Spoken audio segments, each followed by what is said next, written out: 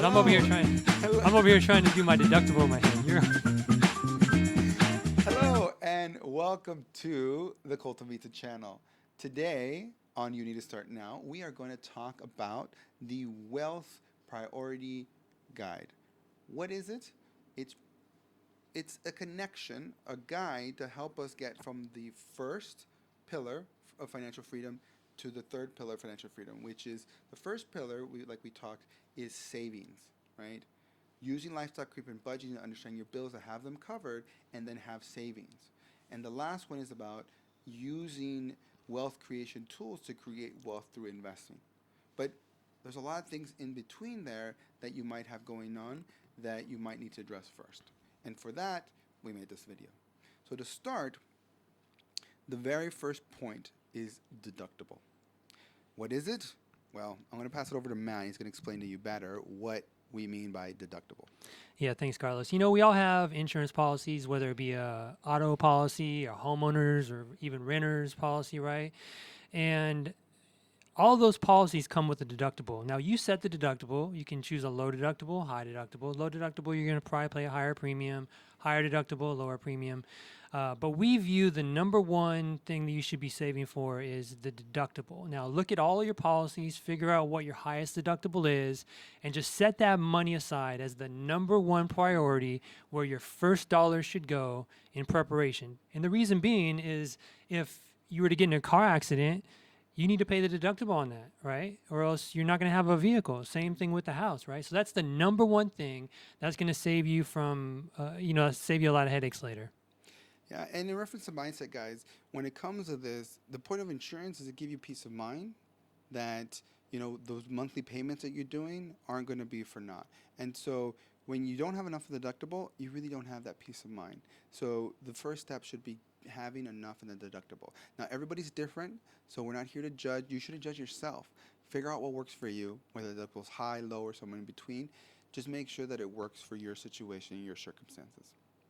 The second part is going to be employee match. Now, employee match can be a little controversial. Some people would say that paying down your high interest should be next. We argue, and I think with math you'll see why, that employee match is the next important step. And the reason for that is if you have $1 and you put in an employee match, at the end you have $2. If you use that dollar to pay a credit card debt, that's even if it's 30%, you save 30 cents. So do you want an extra dollar or do you want to save 30 cents? When you put in those terms, it's very easy to see why employee match is so important, but only to the point that your employee will match it. That does mean you have to do your own legwork. Go to HR, figure it out, but it's worth it. You're leaving money on the table, and now that you can see and that you're savvy, because you watch us, you should be putting in the time and energy because it's going to pay for itself in the long run, and we don't want you leaving that money on the table. The next one is going to be high interest debt in reference to credit cards, and for that, I'm going to pass it over to Matt. You know, in our last video, we spoke about how powerful compound interest really was, right? And guess what? That can work both ways. Yep. It can make you a lot of money, but it can also cost you a lot of money.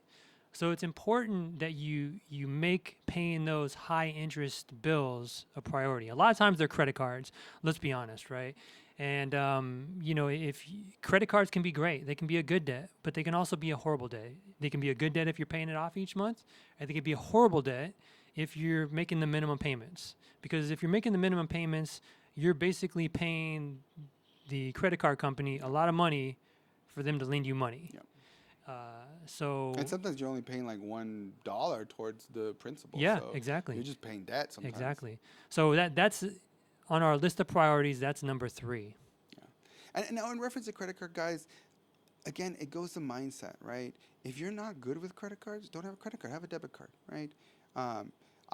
We like to think that credit cards are good, assuming you pay them off every month. But if you're not in a position to be able to do that, then don't have them. Or if your mindset isn't that good to be able to do that for whatever reason, we're not here to judge. Don't judge yourself. Just stay away from them. And there's always a way.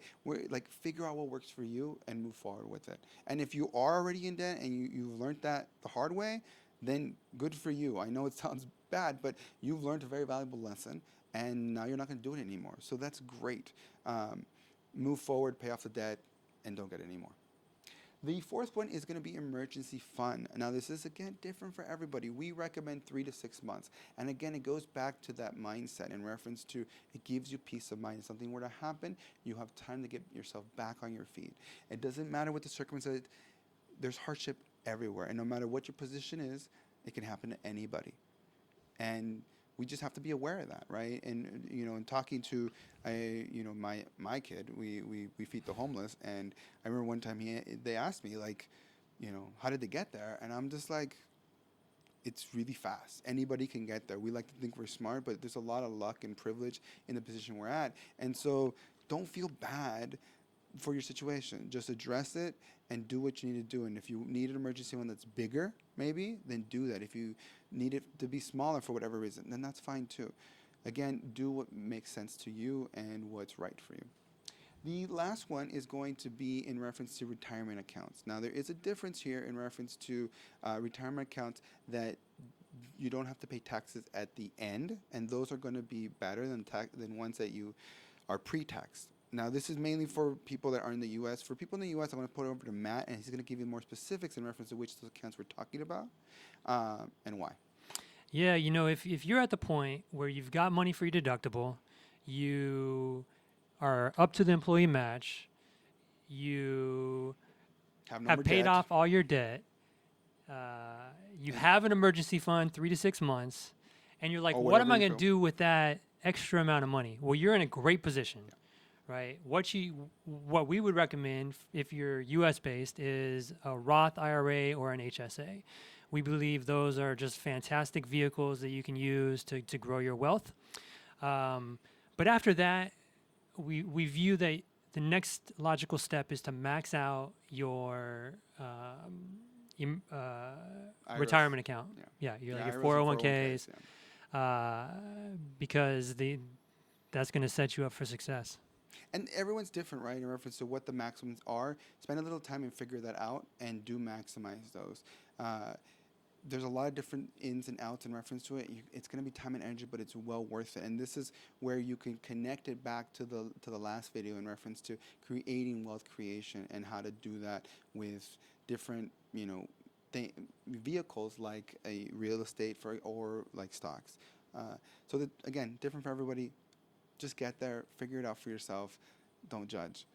The last one, and this is a little extra credit, is if you've done all that and you still got money saving, then you are pretty incredible, and you should give yourself a pat on the back because you're killing it. And at this point, we'd be looking at brokerage accounts, potentially maybe even taking on debt if you have some type of asset that's paying you out, let's say 10% regularly, and you feel confident. Again, this is about risk, so everyone's going to be different, but you can take debt at like maybe 2 or 3%, and that's a pretty good exchange. But everyone's different, and at this point it's much more advanced, so definitely do your research, or maybe seek out a financial advisor even, depending on your circumstance and what makes sense to you. But this is an exciting time. I had a friend who was in this situation. He's like, I am saving. I got it all covered. I got like over $1,000 extra every month. What do I do with it, right? So it's an exciting time. For him, it was, taking advantage of the Roth account, and he didn't understand so much value out of it. But for you, it could be different. And just make sure that you're trying and getting started consistently to the next step. And that's all there is to it. If you have any comments or questions, please comment below. If you like this video, please like and follow.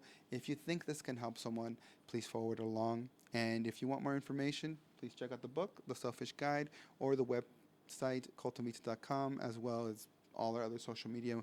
We have varying content depending on the social media platform.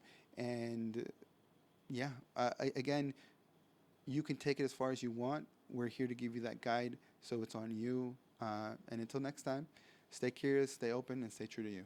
Thanks for watching.